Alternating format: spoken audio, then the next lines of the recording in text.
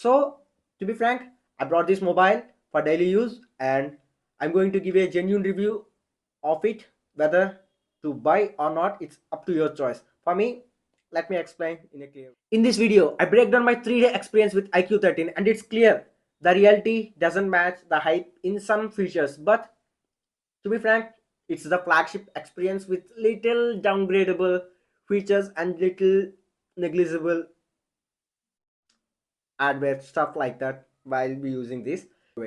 This iQOO 13 is powered by Snapdragon 8 Elite chip and it comes with UFS 4.x storage. Let me explain. It have a confusing stuff with UFS storage currently happening right now. They actually said UFS 4.0 at the beginning of the release, and after the release they said UFS 4.1 is out of the box for 16 GB variant, and for 12 GB variant they said after the upgradation you get 4.1 from 4.0. But in reality, I just tested with my friends and myself with UFS 4.1 and 4.0, like 12 GB variant and 16 GB variant, and I got nearly same Antutu score, like performance score. So let me show you these Antutu scores for various situations what I got. I tried the maximum stuffs to achieve the so-called 3 million score with different scenarios, and even I tried to put the mobile in freezer in order to get so-called 3 million, and I rarely got, or max peak I got is 2.8 million, stuff like that only. So this is like false advertisement or like some psychological marketing strategy to attract the user. These are three different devices Geekbench test taken out. First one is 12 GB variant and both next two is 16 GB variants. iQOO 13 comes with IP68 dust resistance and IP69 water resistance. So it is not a waterproof device.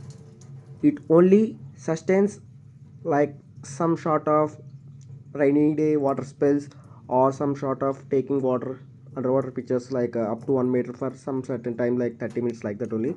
So there is no warranty if any water goes inside, so you should use carefully. And it have a wet touch technology, so we can simply use in rainy day or with a wet hand without any issues.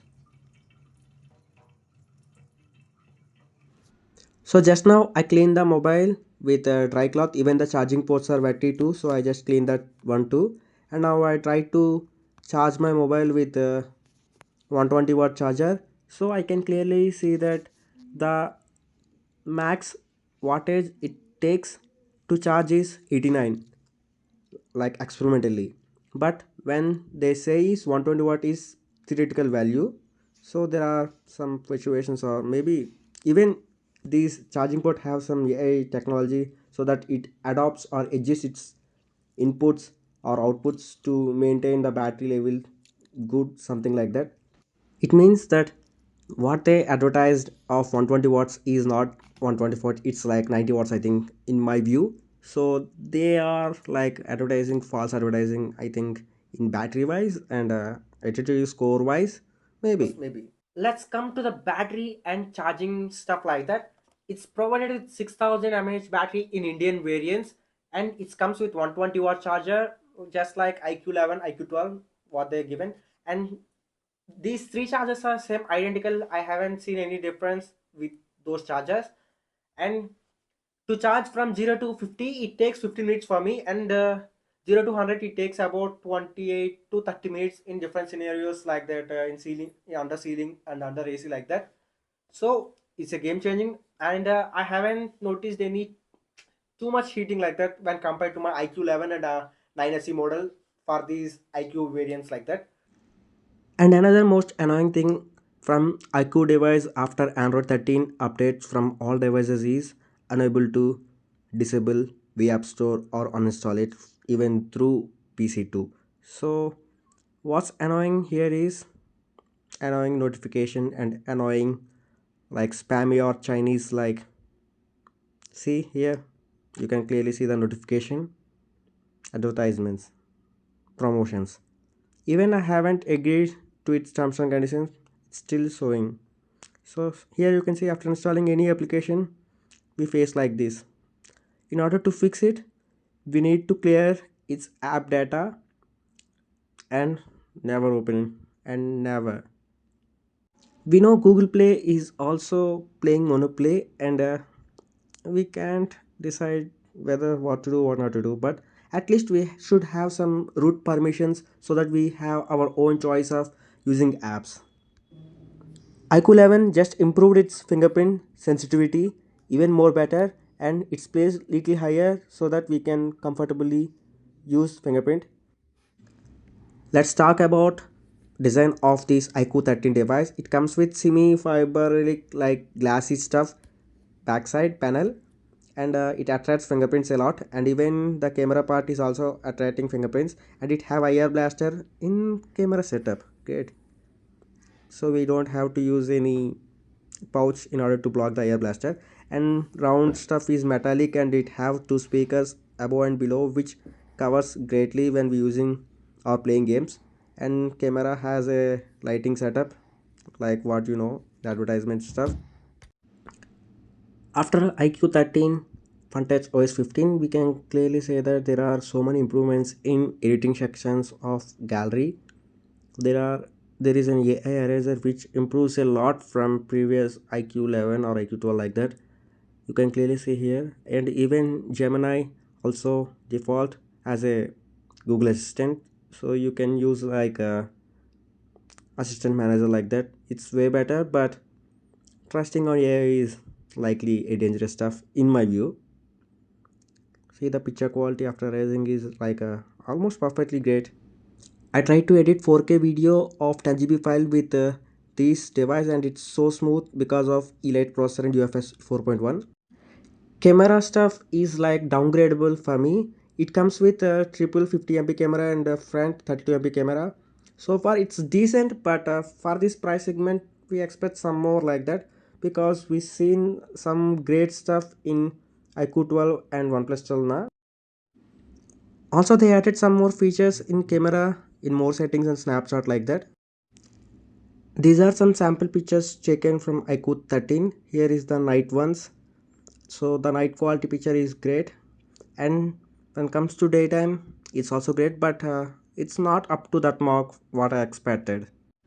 iQOO 13 comes with 6.82 inches display. I feel like it's OLED, but it's AMOLED, and it have peak brightness so that we can use in under sunlight, and it have so many color depths we can watch movies or day-to-day uses so smoothly. It supports up to 144 screen refresh rate, but we only get 120 except some games. And it supports up to 2K screen resolution with flat display, and it's really stunning. When we check the device, it comes with two different variants, 12 16 GB variants with 256 and 512 GB. There is an option to expand RAM, so for me it degrades the performance or RAM's performance unless if you don't need additional RAM. By the way, this iQOO 13 supports all sensors so far. My final thoughts regarding this iQOO 13 is, yes, this is the fastest mobile I have experienced in my entire life.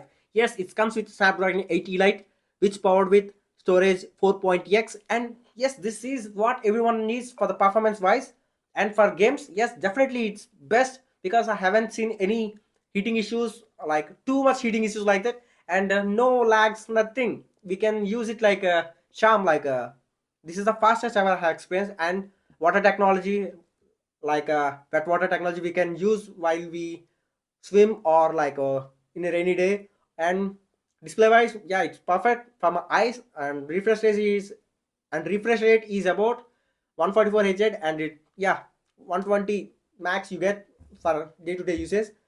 And yes, they have some mimic something like that, which they said extra frames in order to get more realistic and more refresh rate for videos. Maybe it's okay. I experienced it's good in Prime Video and Netflix, but in other video players I haven't noticed anything difference in that.